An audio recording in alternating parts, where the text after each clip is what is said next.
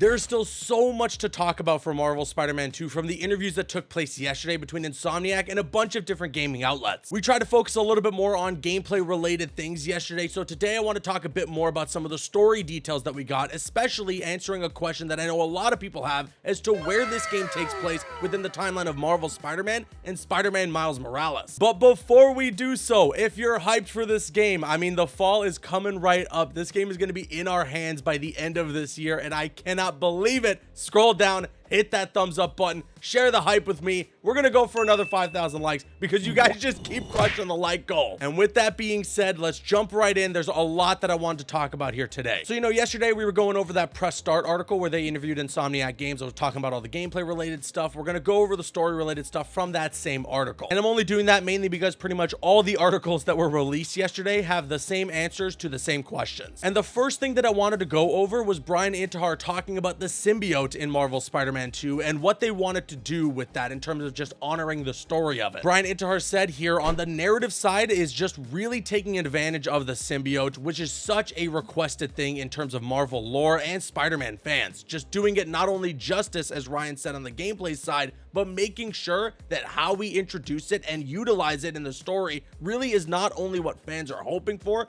but also has some elements of surprise. And then you saw some of that tease in the gameplay reveal about how it's impacting Peter and, how it's going to impact the people around him. Brian Intihar also echoed the same sentiments as Yuri Lowenthal, the voice of Spider-Man, in that they looked at addiction as an inspiration for what they wanted to do with the symbiote in this game. And again, I think that's a good idea. It's a good angle to tackle this from. And as well, I'm appreciating how much Brian Intihar and the team at Insomniac Games really wants to make sure that they do this storyline justice. All the same with the first game. We all knew that Otto Octavius was going to become Doc Ock by the end of the game. I mean, the first shot that we see of him is foreshadowing it. But what makes the game good, what makes the story good, and what leaves the surprise is that there's still stuff that happens along the way that makes you hope that we're not going to end up there. And so I'm imagining that they're going to do that same thing with Marvel Spider-Man 2. We know that with the symbiote, Peter's going to be angrier, that he's going to butt heads with Miles Morales, but we're all going to hope that it doesn't happen. And I'm looking forward to whatever those surprises Insomniac has up their sleeves for the story of this game. And hey, speaking of Miles Morales, Insomniac also talked a little bit about him in this game, and as well what's going to be going on with his character in relation to Peter and the symbiote. Because newsflash, guys, Miles Morales is a part of this now. They set him up to become his own Spider-Man in the first game, and then he got his own game, and now he's right there alongside Peter in Spider-Man 2. It's not like Peter's being sidelined either. He's going to be extremely important, and there's going to be plenty of missions that are dedicated to playing only as Peter as well. It's just that now we have two Spider-Men, and they're going to be interacting with one another, and they're going to both be a part of the story and have key roles to play. If Peter has the symbiote and he goes bad, who's going to be the one that has to stop him? Of course it's going to be Miles. But anyways, Brian Intihar said here in the article in regards to Miles and the fact that he's got his own tricks up his sleeve now, the other thing is there's a narrative design tie with the symbiote. The same thing with Miles. Yeah, obviously they're part of a bigger story, but they also have their individual journeys they go on,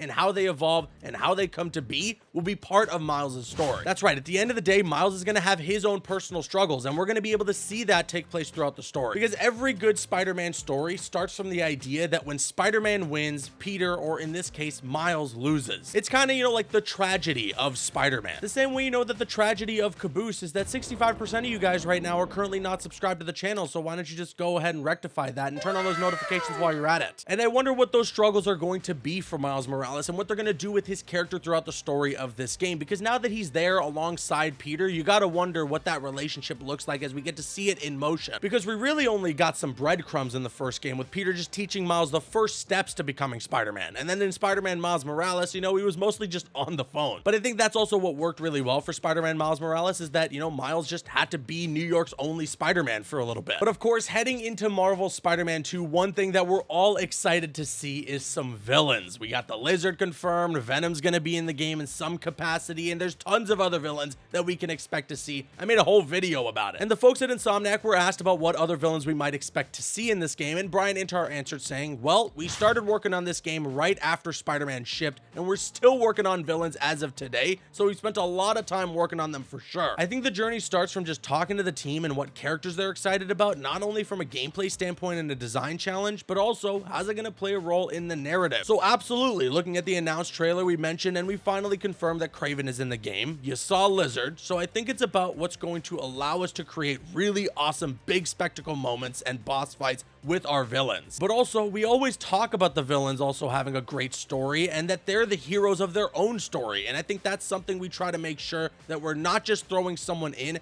just for the sake of being a cool character. Are we paying it off narratively and giving them their story and their own time in the spotlight? That is a lot, okay? That is a big quote there. And unfortunately, Brian Intar is very good at his job, and so he dodged the question completely in terms of what other villains we might expect to see. But I just like the philosophy at Insomniac Games that they don't want to just pick a villain and put him in the game because that's a cool villain that a lot of people like. They want to make sure that it all fits within the narrative, because at the end of the day, that's what matters the most. You know, Sandman's a great villain. He's one of Spider-Man's most iconic villains, and I'm sure from a technical standpoint, taking advantage of the PS5 hardware, it could be very fun to put Sandman in the game. But if it doesn't fit within the story they're trying to tell, then there's just no point in putting him in there strictly from a gameplay standpoint. That's not to say Sandman's not going to be in the game. I don't know if that's going to be the case or not. I'm just giving you guys a hypothetical example. But now a question that we got answered that a lot of people in the community have been asking for. How long after Spider-Man Miles Morales does Marvel Spider-Man 2 take place? Thankfully, we got an official answer. Brian Intar says here that it's about 10 months after the events of Miles Morales, so Miles has kind of gone through his journey to understand what kind of Spider-Man he wants to be, and him and Peter are a great team. And that's kind of where we kick things off at the beginning of this game. And I like that. You know, for factoring in Spider-Man and Miles Morales, Peter and Miles have pretty much been working together for almost a year now. I'm glad that it's not too big of a time jump, but it's just enough for Miles to pretty much be honed in on his skills, be good at being Spider-Man, and also good at working together with Peter. And although there's a bit of conflict in that gameplay demo, you know, Peter has the symbiote, so they're not working together to the best of their ability. So I'm interested to see, you know, earlier in the game, before Peter gets the symbiote,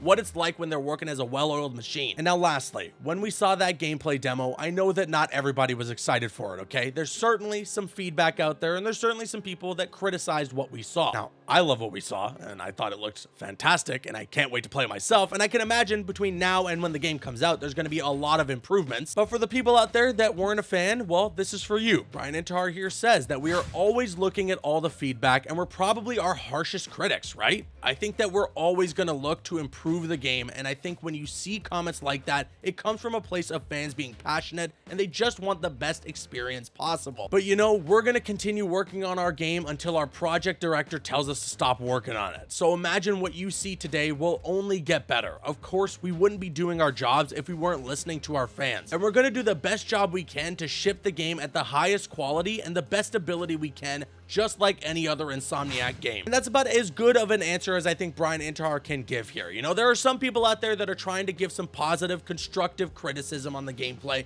but there are of course some people out there as well that are just a bit too harsh. But yeah, at the end of the day, we're all just very passionate Spider-Man fans, so we're all just hoping for the best. But I don't know about you guys, if I was a betting man, I definitely wouldn't be betting against Insomniac Games in this situation. And with that being said, now I want to kick it to you guys. Sound off with your thoughts in the comment section below. What do you think about all these little story details that we got here, as well as the confirmation that the game takes place 10 months after Spider-Man Miles Morales? I want to hear everything you guys have to say in the comments below. I've been Caboose, and I'll see you guys later.